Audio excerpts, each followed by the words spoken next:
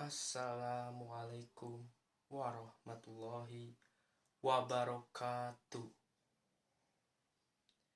Sampurasun.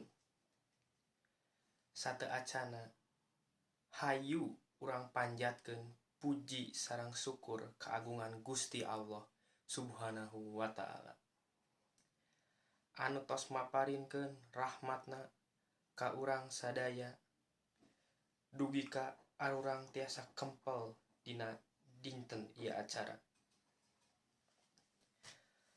Hadirin anu dipikahormat ku simkuring, Bapak Kepala Sekolah, Bapak Ibu Guru anu dipikahormat sareng rerencangan simkuring anu dipikacinta.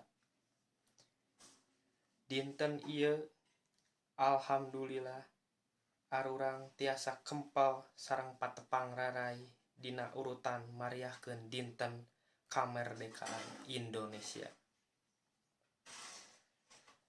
Urang priyogi ka uninga yen di zaman baheula teh seueur pisan perjuangan dina ngabelaan kemerdekaan negara Indonesia.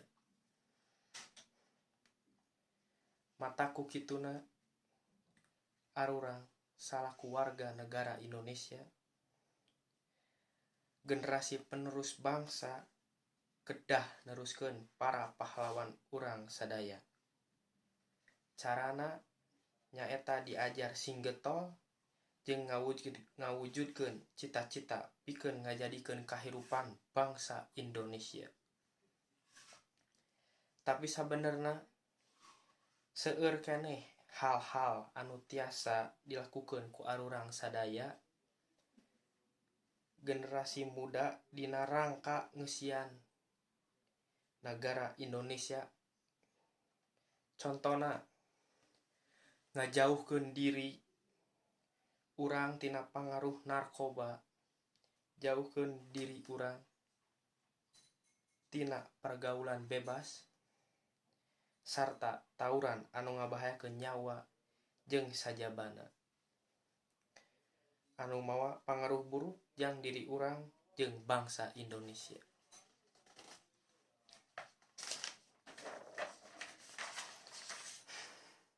Tina hal-hal anu ngarigukeun arurang, hayu urang sami-sami ngalakukeun hal anu positif anu aya mangpaatna jang diri arurang sarerea. Misalna nyieun prestasi di sakola, seueur maca buku nu berguna jeung sajabana.